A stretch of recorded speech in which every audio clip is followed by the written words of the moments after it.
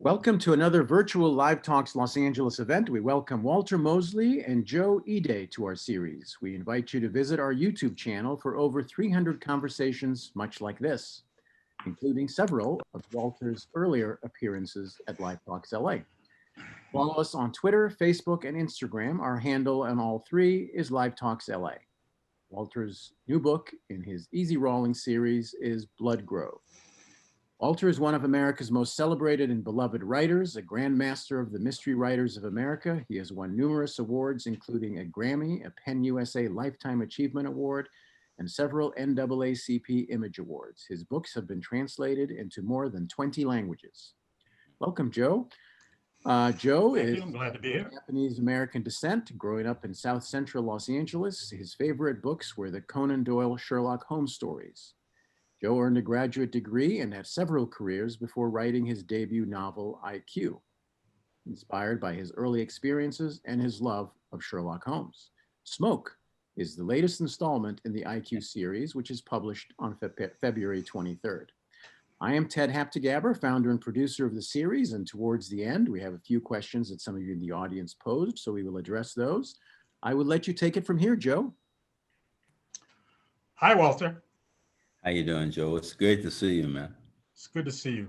It's good to see you. So I've got some questions for you. You do? All right. Yes. All I right. don't want to surprise you. But Yeah, I've read that you've been immersed in music, all kinds of music, since you were old enough to listen. And I'm wondering, do you think in some way the music created you? I'm absolutely sure that music and my love of music, listening to music, being around music, popular music when I was a kid, like, the Beatles and all this, Motown language coming out. I think that had a big impact on me. And of course, my parents, I'm listening to, Motown and rock and roll, and my parents are listening to Ella Fitzgerald and Billie Holiday and,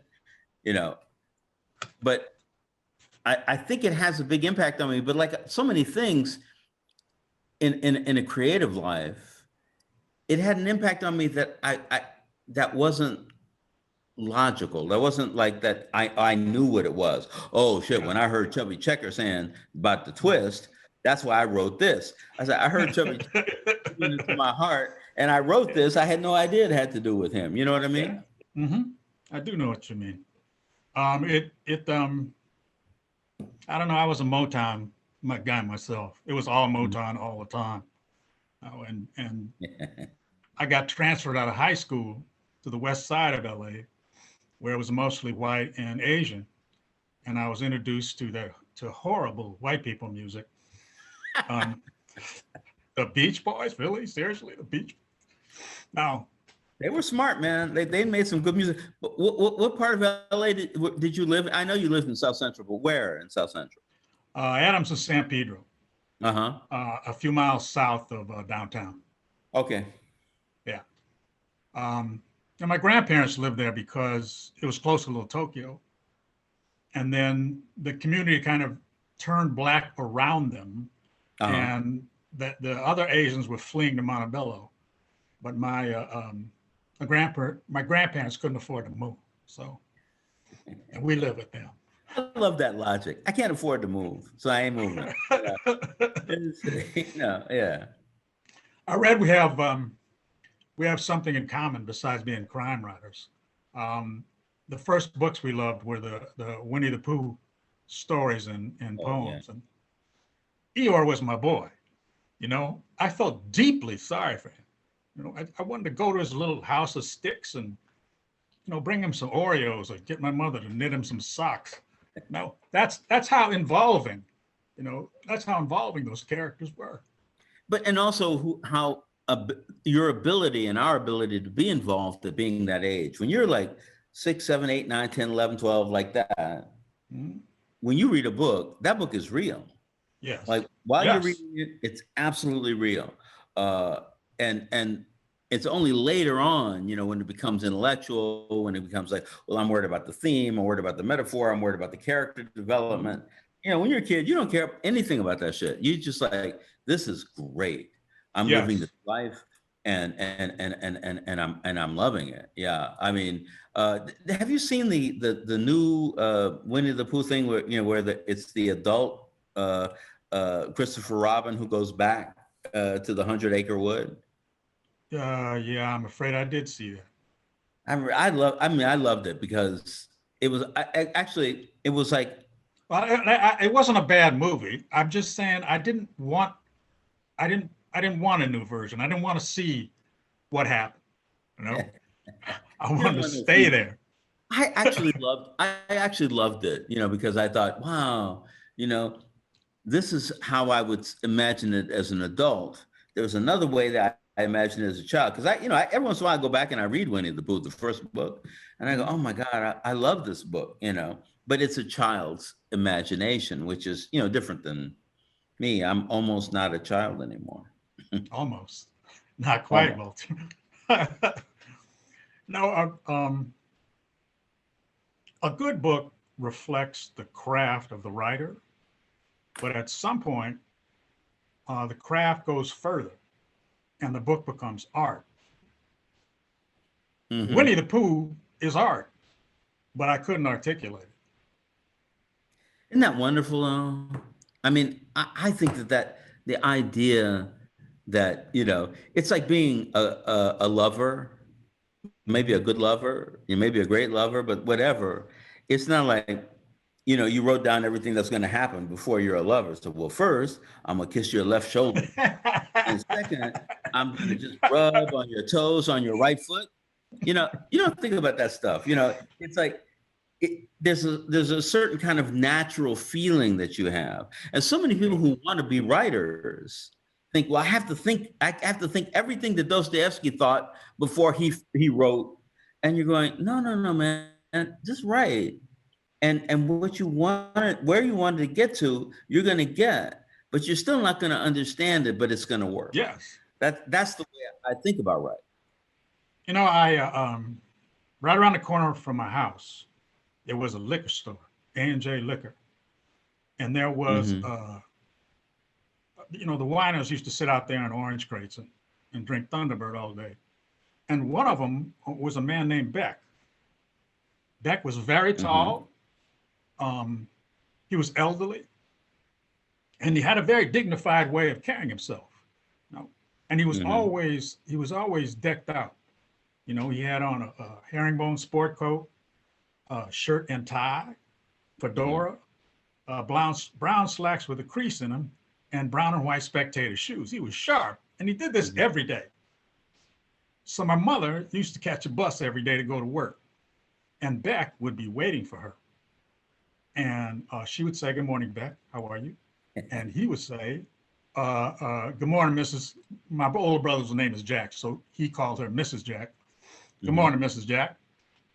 And I remember them standing at the bus stop, talking like old friends, and maybe they were. And there was such a sweetness about it, a wistfulness.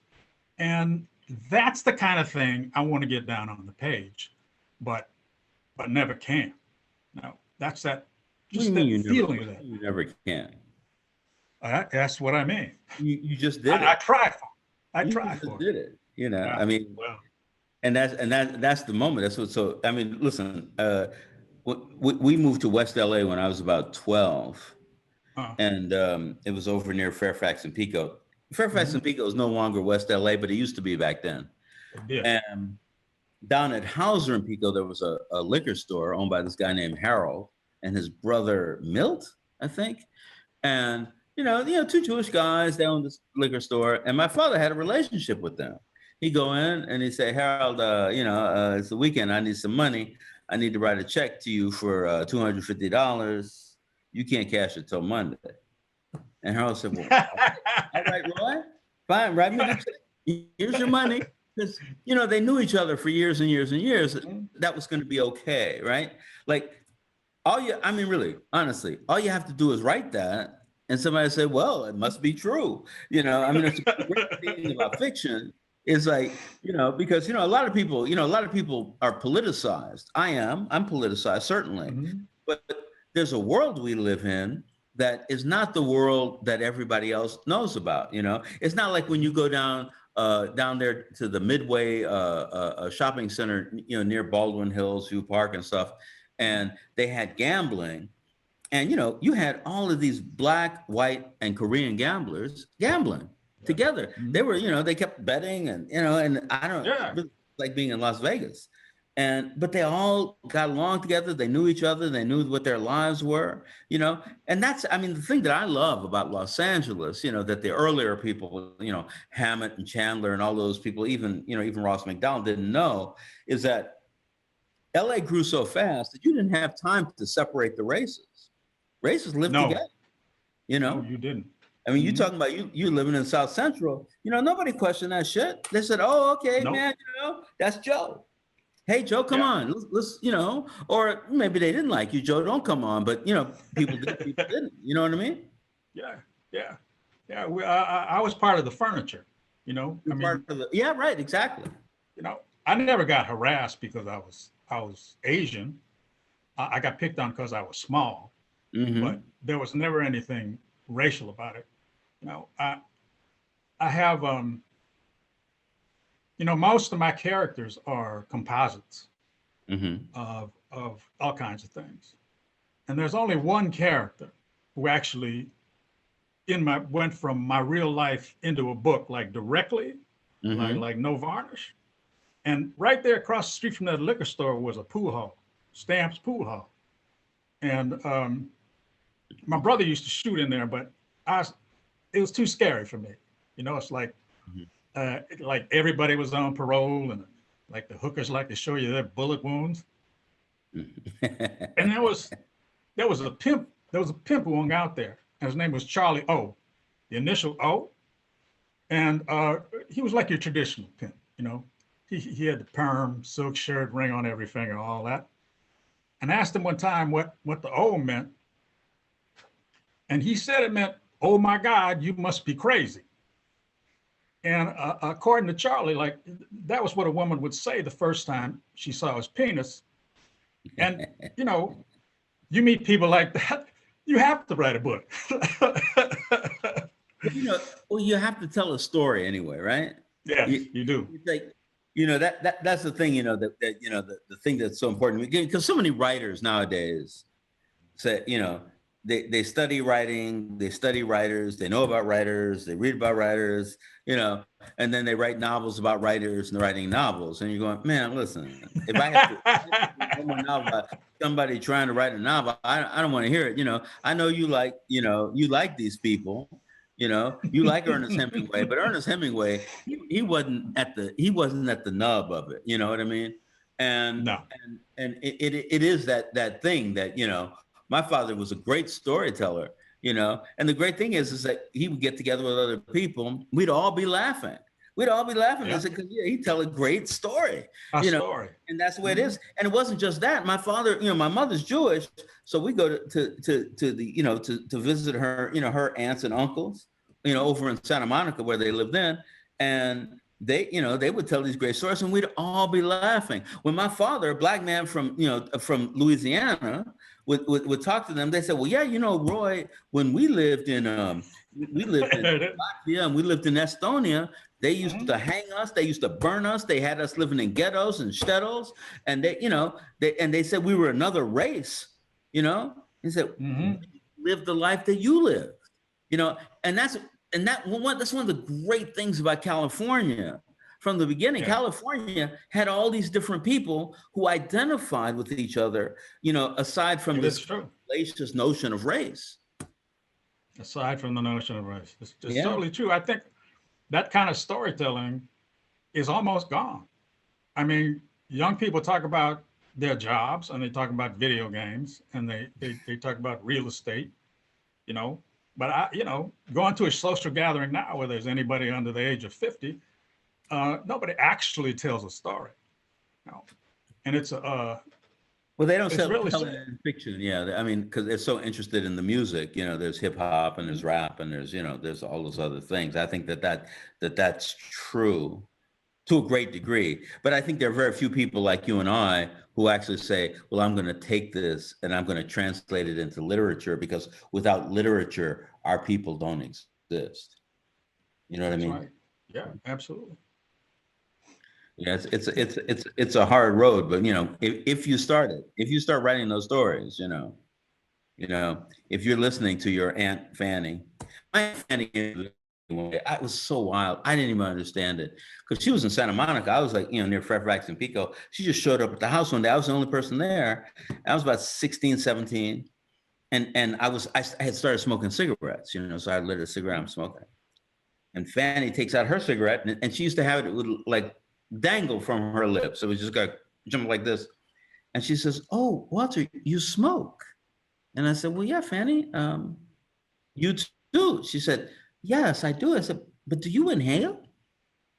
And I went, "Well, yeah, of course." And she goes, "Oh, no, I never inhale. I just light it and put it in my mouth, and I just let it burn." I'm really, it was like, this was a real thing. She was this woman, from, I think it was Latvia. And here I am, this young, biracial guy, born in LA.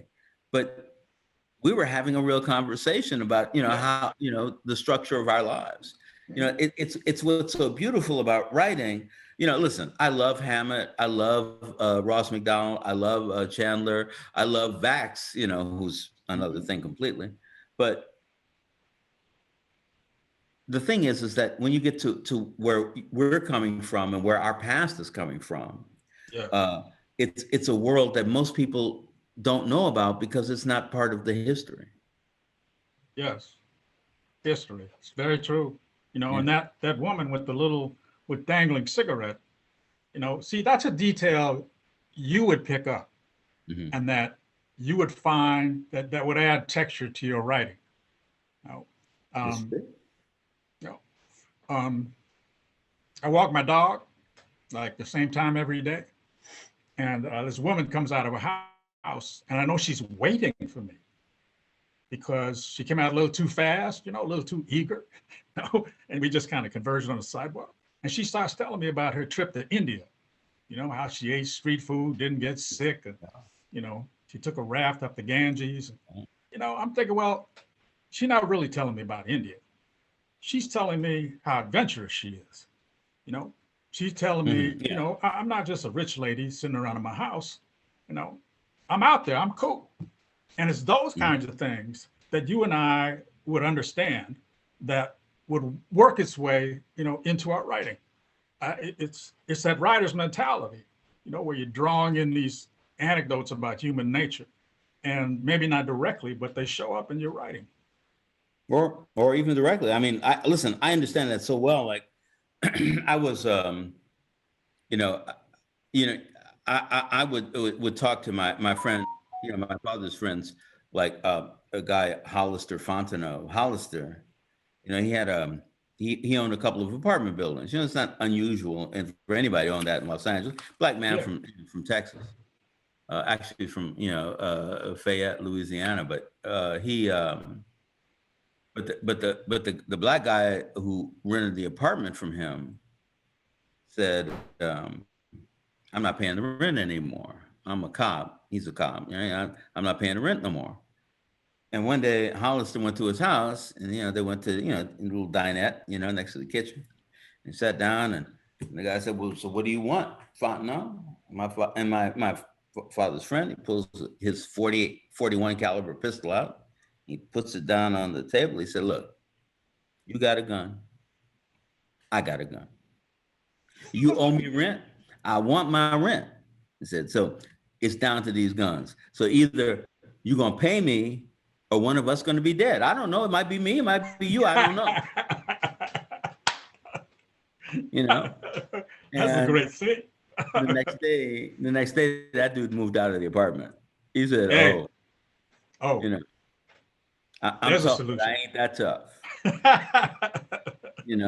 And Hollister was not thinking about race. Exactly. Yes. That's it. This is my life. Say, you gonna fuck with me?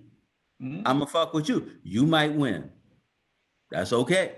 That's all right. you know? That was man to man. Yes. Yeah.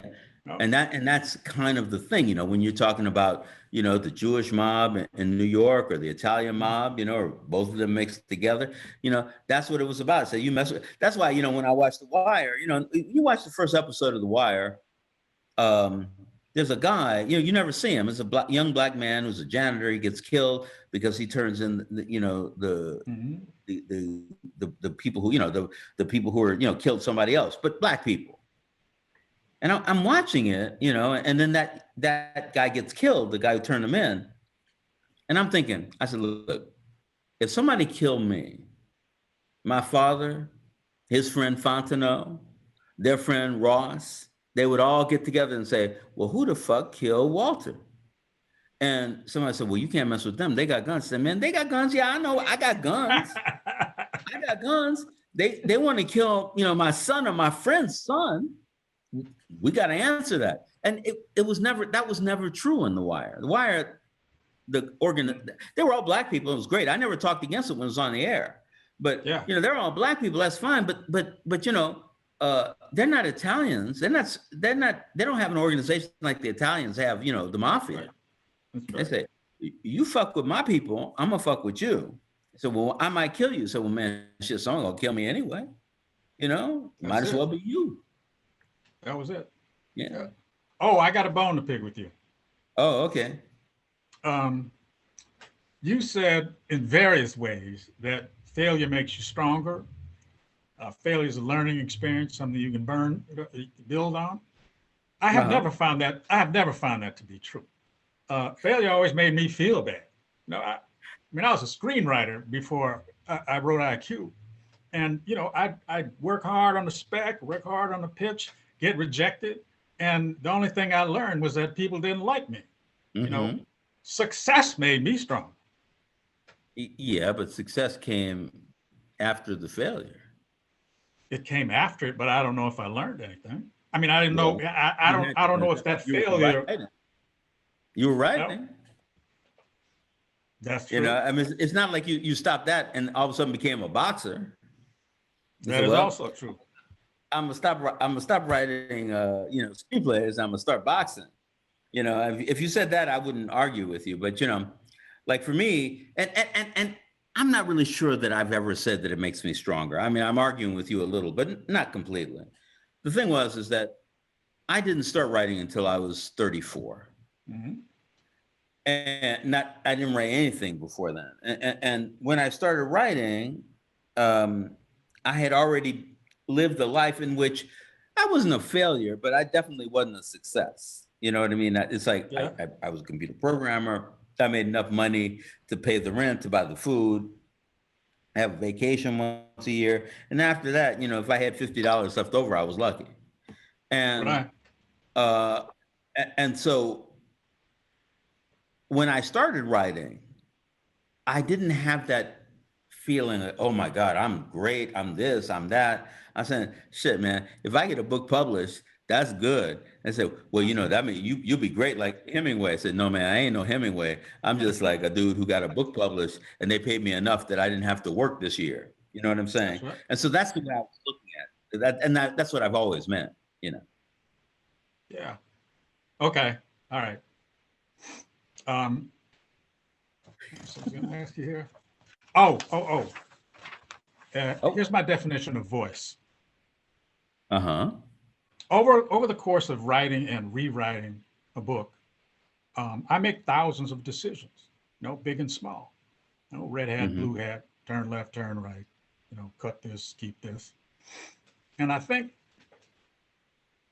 cumulatively, those thousands of decisions are my voice, because no one would make the same decisions as me. Uh-huh. All right. I mean, I accept that. What I would do though is I would go back and this is just a question. I'm trying to say anything about it, but when you write that first draft and you make all those choices, many of which or most of which will be changed later, is the voice there also? Yes. You know, that I think that a lot of writers, you know, like, yes, there's a structural and technical thing to you, me, whatever, making a book. But the one thing is, I'm sitting down there and say, I was surprised to see a white man walk into Joppy's bar. It's not just that he was white, but he had an off-white linen suit and shirt with a Panama hat and flashing silk socks over bone shoes. I wrote that. I hardly changed that line. And when I wrote that, I said, "Oh shit, that's easy. That's who I'm talking about here." And so I think that it's both things. I think that it's that technical structural thing of like writing, deciding, moving, but there's also that film. There's it's that feeling of rock and roll. You know what I mean? Yeah. It's like yeah, you got to learn how to play that guitar, but unless you got the feeling of rock and roll, learning the guitar, you know what I mean? That is true. That's completely true. Yeah. Oh, another thing you did say this, that if you don't know how to write poetry, you don't know how to write. Yeah. I don't know how to write poetry, Walter, but my books are okay. I don't know if I said you don't know how to write poetry. I said if you don't know poetry. I can't write poetry. It's a fact.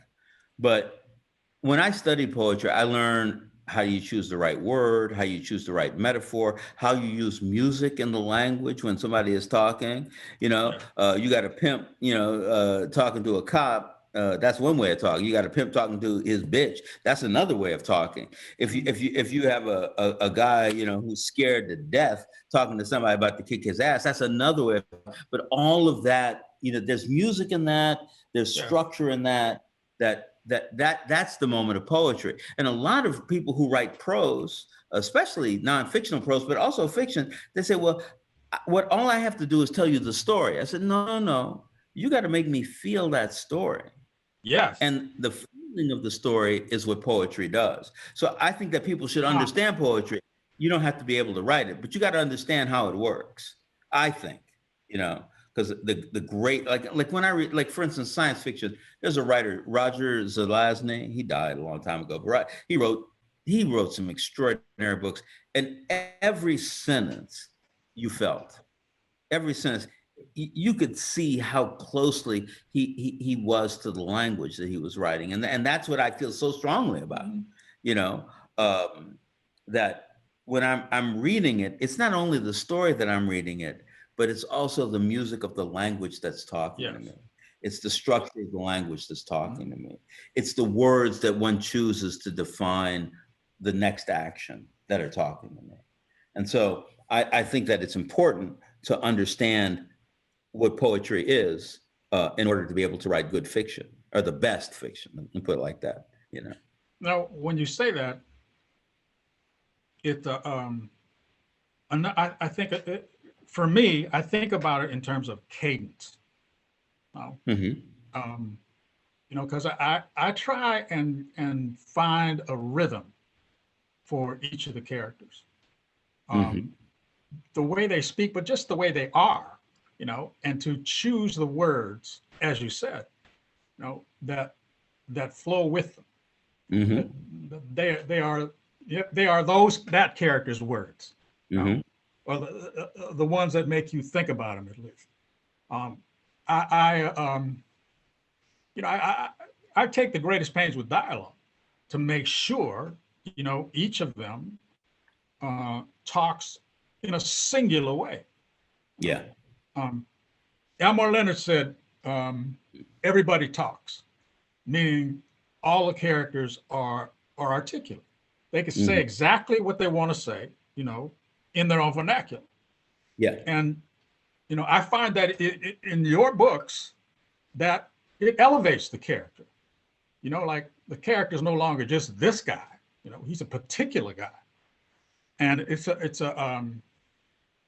think it's a big part of characterization. And really, and so much of that, and that's all language. What you're talking about is like, language theory right there, how they talk. Listen, I know so many people who write, especially for television, that they write, and every character has the same education from the same university. And I'm like, oh, man, You know, some people turn around and say, man, what the fuck you talking about? You know, they were never gonna have that on these shows. I'm saying, but we know people say it. Yeah. And that's, you know, that's the thing that who you are and how you talk, you know, because, you know, I mean, really, I mean, a lot of people pay a lot of attention to, well, you know, in order to write, you have to, you know, read these thousands of books. You got to do this and that. I'm saying, man, Homer was illiterate and blind, but he was the most articulate man of his time, you know? So Yes. don't start talking to me about how, you know, I get out in the corner, like, you know, where I used to live near 76 and Central, and people are talking and they're telling stories. I mean, you bust a gut listening to these people tell these stories, You do. you know? You do. And you can say, well, but that can't be as good as this guy, because this guy read Shakespeare. And I'm saying, Shakespeare? Shit, you know, Shakespeare was the same thing as this guy was back when he was writing. You know, now you've made it all special, and, you know, this and that. There's another time of, you know, language and English and, you know, middle and, you know, but you know, that Shakespeare, he was for real. Beethoven, he used to go to little cafes and improvise music to make money. You know, he was a blues man. He was a jazz man. He was playing music, and you know, I got to read his music. You know, the 500 years later. You know, fuck that. That's not the case. That, you know, anybody who's doing art has to understand humanity. And humanity is absolutely true. As you say, in all kinds of different ways. You know, I think, you know, you're absolutely right. It's a novel has to illuminate human nature in some little way. And if you haven't done that, you haven't really written a novel. You know, you're right. It might, exactly. Yeah. You know, it might be a story, but it's not a novel. You know, listen, the beginning of Moby Dick, which is really the really in America the first modernist novel. You know, or you know, the first. I mean, listen, maybe that's not the only. Actually, I think it's the first modernist novel, and, you know, I mean, it's him and Queequeg, you know, having their, you know, their homosexual experience, you know, in the cot, you know, on the way out to, you know, go after Moby Dick, you know, and it was why they called it Moby Dick, I'm sure. It's like, you read that and you say, damn, this is deep. You know, we read it today and we just kind of read right over it. But when you read it back then, you knew exactly what he was talking about, you know, which is why it wasn't such a successful novel in that time. Huh. Yeah, after his first two books, which were, you know, really just adventure, Moby Dick was challenging to, you know, to most readers, you know, but, you know, I you know, he knew that, you know, there's an interesting thing in New York, at the major library in New York on 42nd Street. They have the libraries of great writers, just the books that they owned. And one of the books, one of the books is Melville had On Human Nature. What's his name? The writer. God, you know, the great philosopher writer wrote this book On Human Nature, and in the book he says, I've never seen a truly evil man. And in the margin, Melville writes, you've never been in the belly of a whaling ship. You know, it's like, you know what I mean? You know, someone said, I never seen a truly evil man. You say to them, so, well, you never was at that bus stop with my mother, you know, because, you know, we live, you know, there are these lives that we live, and that's what literature is supposed to do. That's what Melville did. Hawthorne, you know, was supposedly the great writer of that time, but it was really Melville. Melville thought Hawthorne was the best ever, but it's not true. You read his book, you read The Confidence Man, you read Billy Budd, you read Moby Dick, you know, you're saying, oh shit, man, this dude, he knows how I'm feeling today. You read Hawthorne, he says, well, he knows how they felt back then, but today he's missing it, you know. I read him a long time. So when I ask you, there's a bunch of stuff. Listen, I'm loving this conversation. You know, Me the thing too. that makes me the happiest, if I can have a conversation about a book that I have coming out and I never talk about it, I'm really pleased. Because listen, I mean, the idea is, you know, because once, you know, the whole idea of a writer, people come and say I'm a writer, and what they think is I'm trying to sell books. I'm saying, you trying to sell books? Listen, I know you have a book coming out next month called Smoke, and I want people to buy your book, you know, and to pay attention, you know, to like a completely different way of seeing not only LA, but America and beyond America, the world, you know. Yes. But the idea as writers, we're having a good time telling stories, being influenced by That's the it, isn't it? present, by the future, you know. Yes. I decided whatever I asked you wouldn't be about Blood Grove. Yeah, that's cool. And really, that's cool. Like I'm just recognizing that because you know people come to me and say, well, what happened in that? And I was like, well, I kind of remember. I don't know. I'm writing the third book since then. I don't know. You know, it's like Yes. Yeah, they asked me what a certain book is about. I totally can't remember. And I think those questions kind of herd you into a certain kind of answer, you know, and I just didn't want to do that to you. And listen, I think it's great. I really am. I really do think it's great. You know, like I've been living in capitalism long enough to understand. Somebody comes to me and they say, well, you know, you're a writer, you're free. I said, man, listen, when I try to write a novel different than a mystery, you know, they jump on me. They say, we're not going to publish you. I got to go to a whole new publisher, you know. Wait, they jump on you? Oh, for not writing a mystery? I didn't know that. They want me to write Easy Rawlins again and again and again. And I'm saying, I write them every once in a while, every 2-3 years. I write one and I'm really happy because I love Easy. I love Mouse. You can't beat Mouse. Jackson Blue is like my ideal, you know, but I can't do that every, you know, like I can't finish one and then write another and then another and then another, you know, then I'm going to write something that's science fiction. Then I'm write something that might be erotica. Then I'm going to write something that might be, you know, kind of like a Western, you know, because as writers, we're talking about life. I mean, we're talking about, you know, complete life of everybody, everywhere. Yeah. And if we can't do that, then, you know, then we just become, you know, slaves of capitalism. Say, did you put the left front tire on the Pinto today? I said, well, yeah, I did it 27 times, master.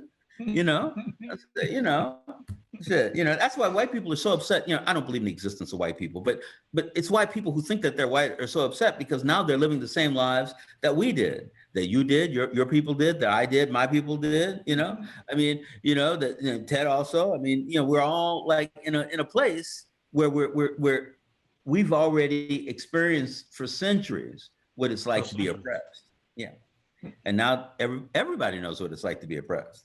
You know, this is shit. You know, I remember when I was a kid, I got 3 brothers. Huh? And I got 3 brothers. Mm-hmm. And I remember, like, we'd all go for the last pork chop. Like, you know, you might get stabbed in the hand if you're too slow. You know. So I listened to you talk, and I'm wondering, when did you realize you were, I mean, your skills and your memory and your understanding of this breadth of issues is, you know, that's not normal.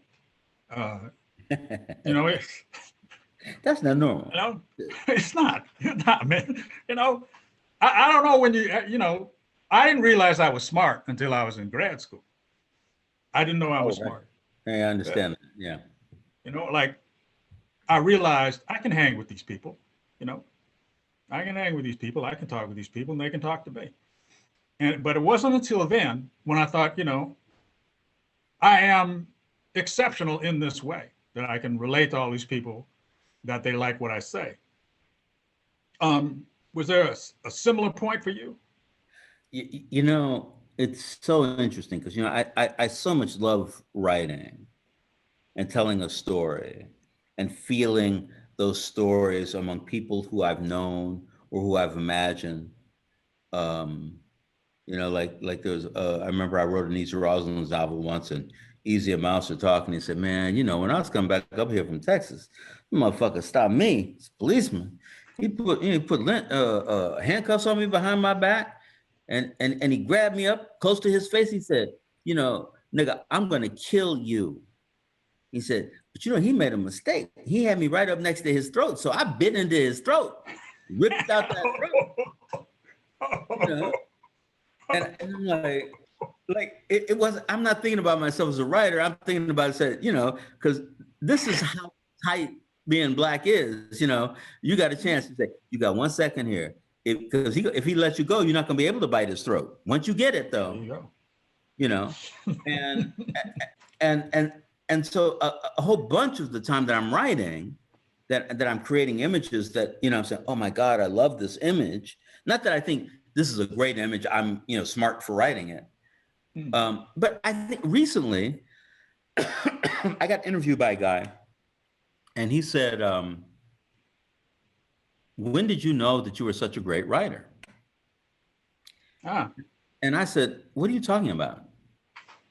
And he said, I've never read you before. I'm supposed to interview you, so I read a couple of your books. And when I read the book, I read all the way through. And I loved it. And I gave it to my daughter. She's also a writer, the guy said. And she read it, and she said, oh my God, this is really good. And I went, oh. Because I hadn't really been thinking about myself in that way. And you know, and I know it's safe not to think about yourself in that way, because you can get lost in there, you know. But I think that, you know, I listened to that, and I said, you know, it sounded to me like this guy was just telling me the truth. It didn't sound to me like he was trying to kiss my ass, you know, because a lot of people try to kiss your ass, you know, because it helps them, you know. But he didn't seem like, he said, man, I never read you before, but I read the book, and I said, damn, this book is good. And I went, wow, maybe it is, you know. I mean, you know, what do we know? You know, I mean, it's like, you know, I mean, I try to be a good writer. You're teaching writing now, right? Yeah. Isn't that, how's that working for you? What do you feel about that? I think what I have to say about writing is good stuff. Mm-hmm. On the other hand, I know that to be a writer, you have to have some talent. Like, if you don't have some talent, it's like, you know, when I was a kid, I wanted to be a professional baseball player. Well, you know. So I think when I'm doing these classes, I'm talking to one person. You know, one person who has the talent to start. What I don't know is, do you have the will? You know, Yeah. Is writing going to be your obsession? Like, you get up and you have to write. Like, there's no question. No. Yeah. So I feel good about it one way, and in another way, I don't. It's one person. No. But you know, I enjoy talking about what I know. You know, like, I'm assuming like everybody else, to kind of articulate your own expertise. That helped me. You know, I'm asking my, you know, I want to talk about pace, and I have to think about what pace is. You know, and put that down in words. And so the process has helped me, and answering the questions has helped me. Yeah, I think so too. Yeah, talking about it, and whenever you talk about it, it makes it clearer for you. Yeah. And I must say, rarely are the questions challenging, but you know, you end up telling the story again, or you end up telling them what your day is like. But there are questions that do actually make you think about how you write and who you are, and that part is fun. No, that part is fun. I do like that. You know, it's a good thing to talk about writing. I mean, writing is a great thing, whether you succeed or you don't succeed. I mean, you could be the greatest. Let's take another genre. You could be the greatest painter of your generation, Vincent van Gogh comes to mind. He had a whole history. Really, he may be one of the greatest painters who ever lived. He sold one painting during his lifetime. That's right. But, Yep. but he did that work. Every day he came up, he said, I'm painting. He'd say, here's a brush. He said, man, I don't need a brush. Give me a knife. Yeah, I'm gonna carve my painting out of this canvas. You just kind of say, oh shit. You look at the work and you think, wow, or you could be somebody who's, it's not that good, but at least you tell the story of your people, your time, a time. I remember I went to visit my friend Stephen's mother, whose whole family escaped, Jewish family escaped from Germany in 1938. It was almost the end there. And she just explained to me what everybody did, including the one aunt who had to fuck, the 3 German officers in order to get across that line. She said, I will, one at a time, I'll do all of you. Can I go now? And they said, all right, we don't feel so mad anymore. It's like, Sure. I'm just like, wow, that was a great story. I mean, maybe she wasn't telling it so great. But the story itself was wonderful, and I'm like, wow, I'm interested. And if you can start to put your life down on the page, on the computer screen, it becomes a wonderful moment, a wonderful thing. Yeah. Which is why anybody who wants to start writing, I completely support them, I think when you get to those moments, like you have a problem to solve, who is this character? Mm-hmm. You're not really choosing parts, assembling it from a list. I think that creativity, that moment of creativity, is everything that ever happened to you in your life, focused on a single problem. And like I'm the sun, I'm shining through a magnifying glass, until I set something on fire. And I think the aspiring writers don't understand, man. That's the work, Yeah. They talk to me about writer's block. I say, no such thing as writer's block, man. All that means is you got up from your desk. You don't want writer's block, sit your ass down. Well, now listen, and in a way I agree with you, in a way I don't. Some people have deep psychological problems. Maybe their father raped them when they were 4. Maybe they saw the murder of their brother, by another of their siblings. And it's so painful to them that when they get to that point of writing down something, they don't even know what it is, it hurts them. So I think that some people actually do have writer's block and they actually do need therapy or medication or something.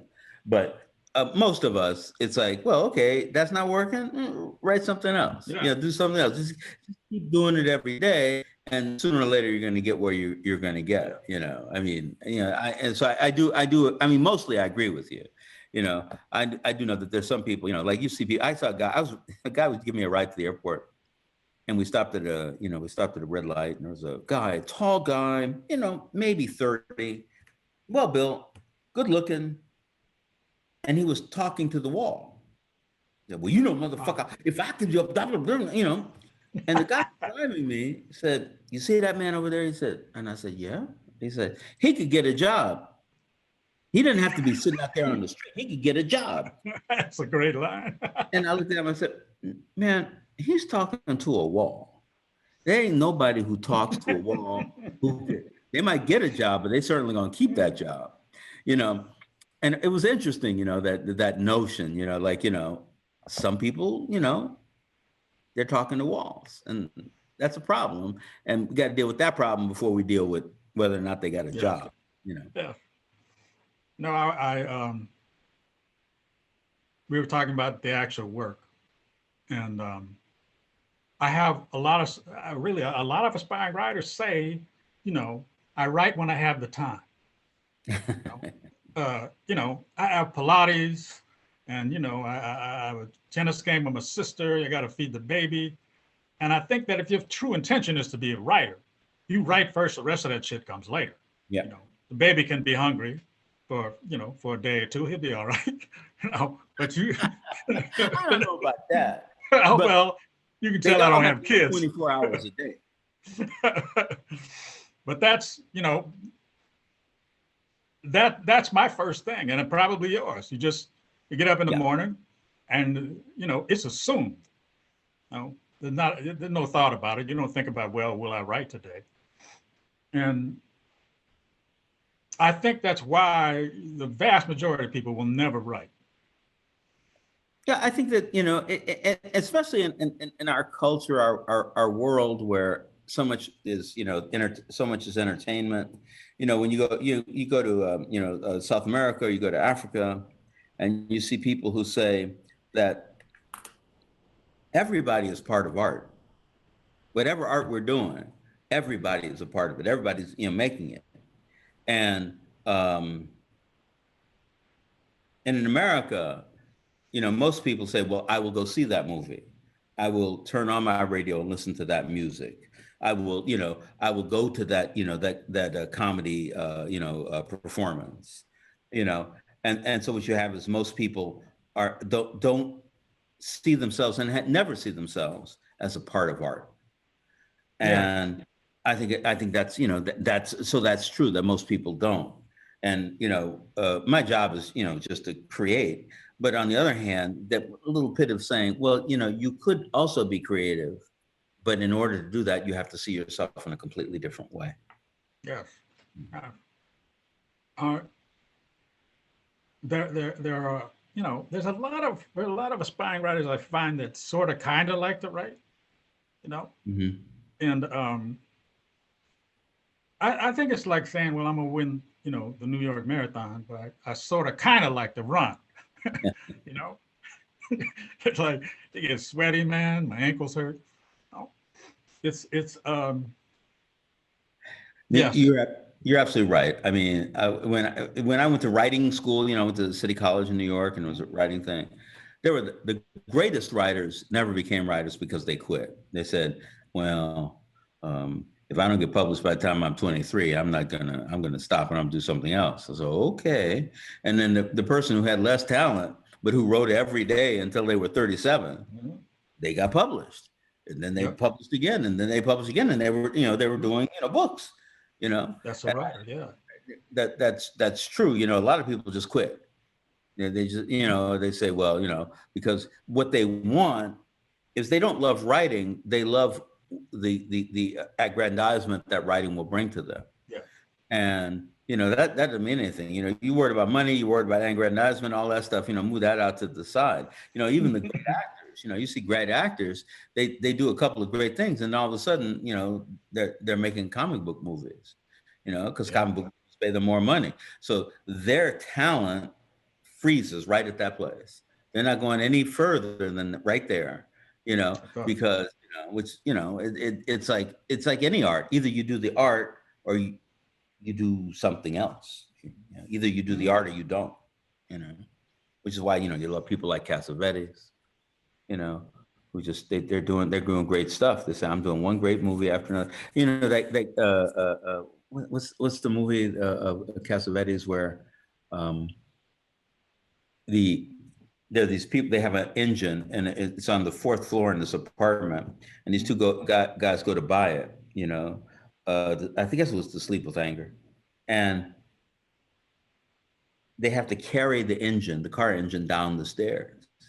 And I just always imagine somebody asking, they're asking Charles, they're saying, Charles, what's my motivation? He said, your motivation is getting that engine down to the 1st floor. I'm gonna shoot it, but the motivation is getting the engine down, and that's what's real, and that's hard, that's not an easy thing, It's like, well, can I get somebody to say, listen, man, I ain't got no money for that, and I got to get back to work next week, so you pick up the engine and carry it down the stairs. I just, that's life, right? That's life. That's art. Your motivation is to survive. Yeah. All the time. All the time. Oh. A long list of questions.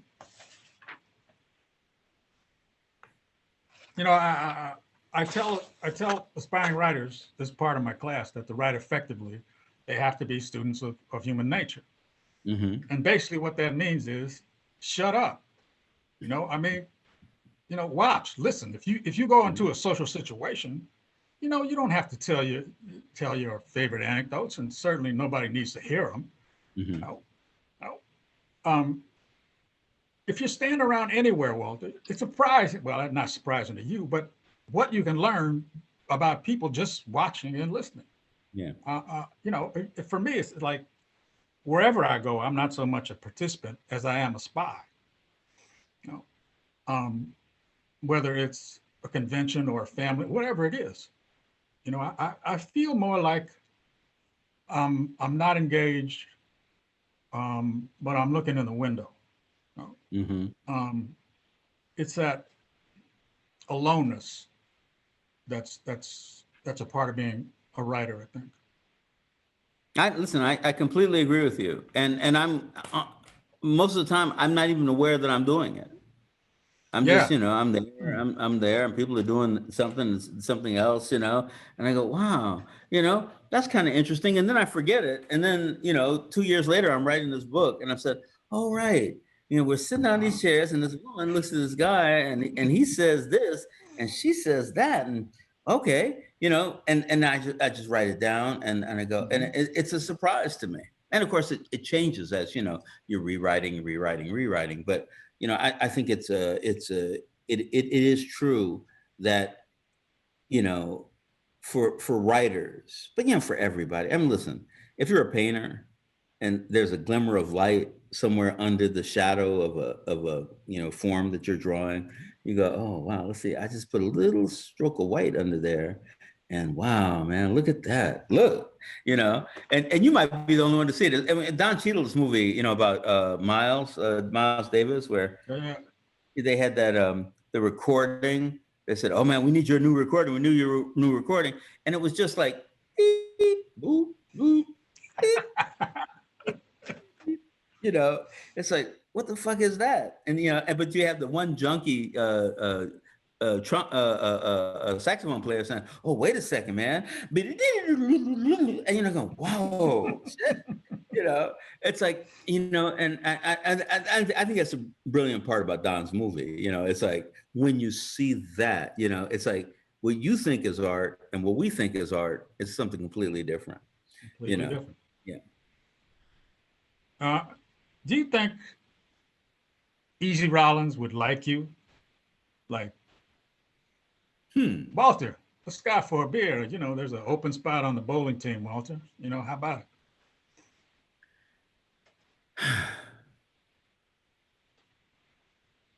it? Easy is he's a tough dude. Yeah.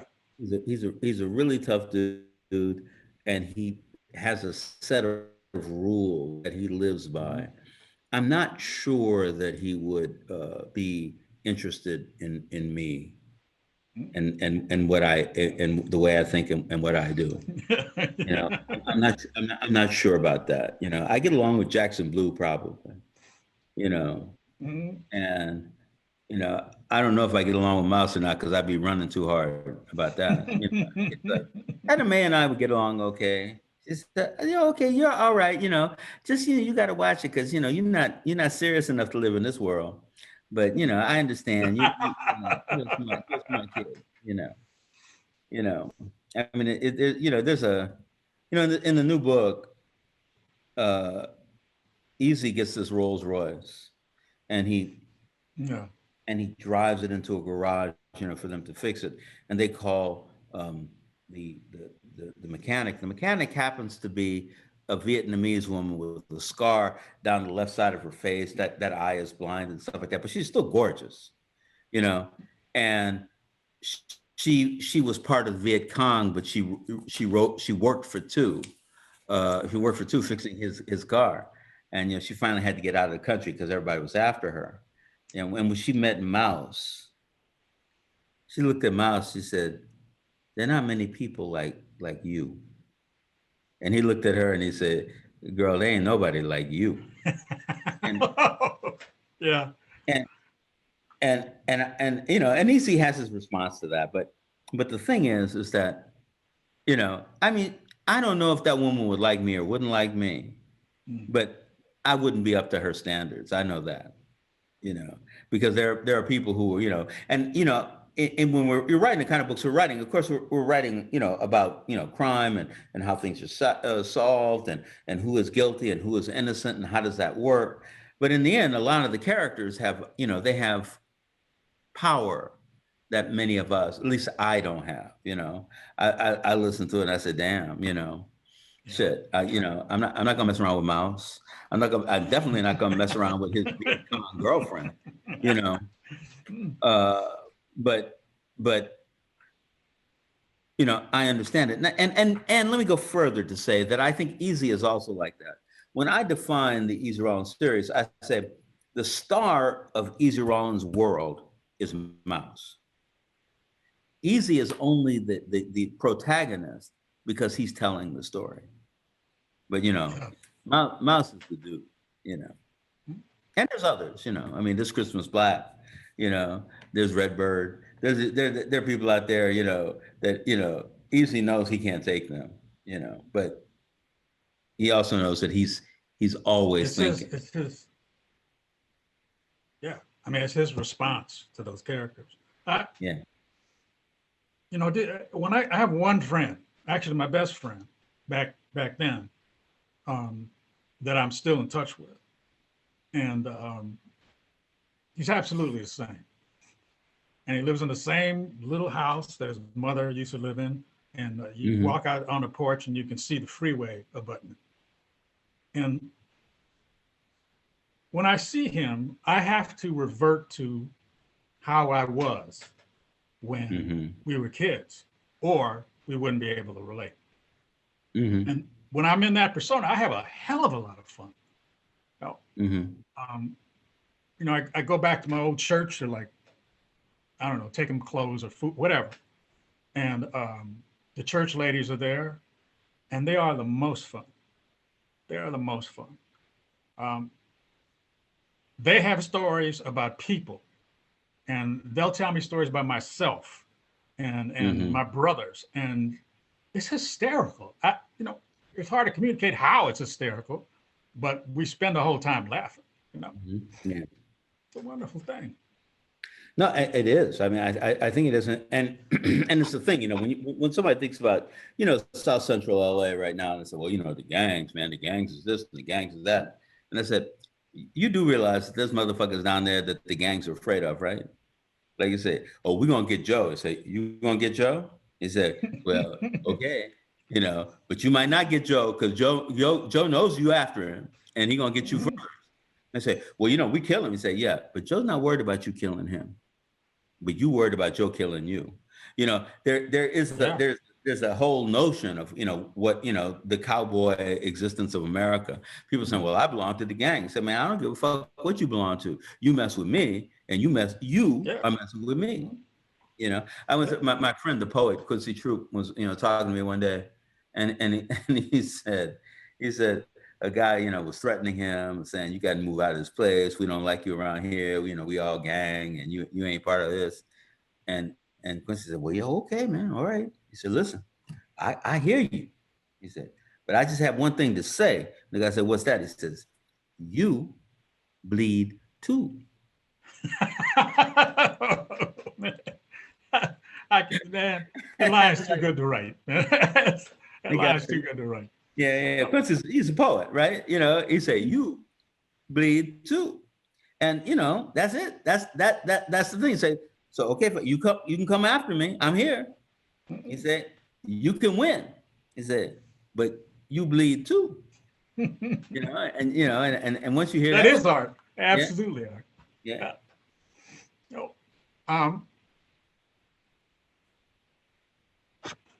What was I going to ask you? I don't know. Oh, I find the writing of the book much more satisfying than when it comes out on pub day, aside from getting paid. Yeah.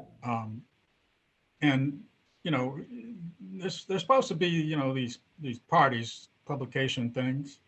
I've never had one, and can't imagine why. I don't have time to celebrate something I did a year ago. Yeah, I'm working on a new book. Yeah. Apparently, we're going to questions. Oh, okay. All right, the questions, first question, and only have a few of these. Has the pandemic impacted your writing, and if so, how? And then it's a two-part question is, do you see any of the activities or events of the last year working their way into your writing? No. No? For one, no, for one, my social distancing is half my job. Yeah. I feel like I should be, enduring more hardship, but I'm not. I go to the grocery store less often, but that's about it. And I don't watch the news anymore.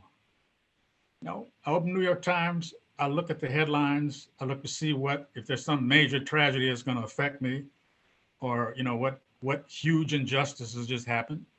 But man, it's a steady diet of trauma and mayhem and suffering. And I think that as a whole will work my way into my writing, but not like incidents. No, not like. What I take from that is like frames of mind. Like, who would think this? Who would, of all the things that are to observe, who would observe that? And how would someone even get that kinds of things? But the specifics, I don't keep track of the death toll or any of those kinds of things. And I'll get my shot when I get my shot. Yeah. So my answer is no. It's interesting. I'm doing this show based on one of my novels with Apple TV, The Last Days of Ptolemy Gray. Mm-hmm. And I was meeting with all the different art heads, because we're all these different people. Some people are working by character. Some people worry about the script. Some people worried about, the deep, the photography and the story, making sure it's consistent. And somebody said, because it's contemporary, they said, so is this going to be impacted by COVID? And I immediately said, well, no, it's not. I'm not doing it. This is not about COVID. It's not going to be impacted by COVID. I'm not going to have people wearing masks, at least not very many. And, we're making a movie about people. And I think that that's a really strong way of feeling. And it wasn't that I had planned it beforehand. It was just that, oh no, I'm not doing that. I'm doing something else. Yeah. Not everything is commentary. Yeah. Question, Walter, do you, are we going to see any more Easy Rawlins adapted into TV series or films is a question. Well, I recently, sold or maybe rented Easy Rawlins to Amblin, and they want to do an Easy Rawlins series. It'd be interesting to see if, we're able to do that. Yeah. Another writing related question, this for both of you. When you begin to write a book, do you know how it ends? I know the good guy wins, but other than that, no. I have no idea. No. I don't have an outline. I don't have a template. I just, I start writing. I know that the audience will know who committed the crime. Beyond that, I don't know. Yeah. Like I need the audience to know who killed who.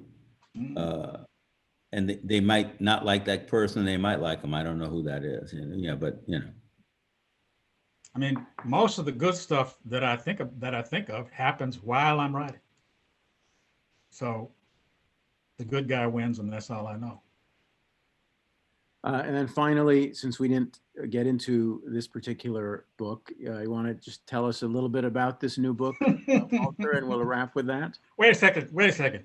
Here's the question. Yeah. Is there anything you want to say about Blood Grove, even if it's nothing? I really enjoyed writing Blood Grove, and I write it, much in the way that Joe did. I didn't know where I was going to end up or who was going to be in the novel, but but in the very beginning, when the white guy, young white guy, a veteran from Vietnam who's suffering from PTSD, but they don't know what PTSD is, says, I got in a fight with a black guy in the middle of an orange grove, and I think I killed him because he was trying to hurt this white woman. He's a white guy. And when Easy thinks about him long enough, he says, well, race is it's a thing all over the world, and we belong to different races for different reasons. And one thing is because I am a veteran of a war where I fought for years. I identify with this young white guy because he lived through the same kind of terror that I did. And I think that's for me, that was the most important part of the novel. And it starts on page, like 12, and it ends at the end of the book. And so I like that. Yeah. Well, thank you to both of you. Thank you, Joe, for joining us. Great to have you back on our screen this time. Thank you, Joe. Great too. Yeah. Reminder again, the book in the Easy Rawlins series is Blood Grove, and you can purchase a copy with a signed book plate in the link below, and it's available wherever books are sold. And also a reminder that Joe Ide's new book, Smoke, drops on February 23rd.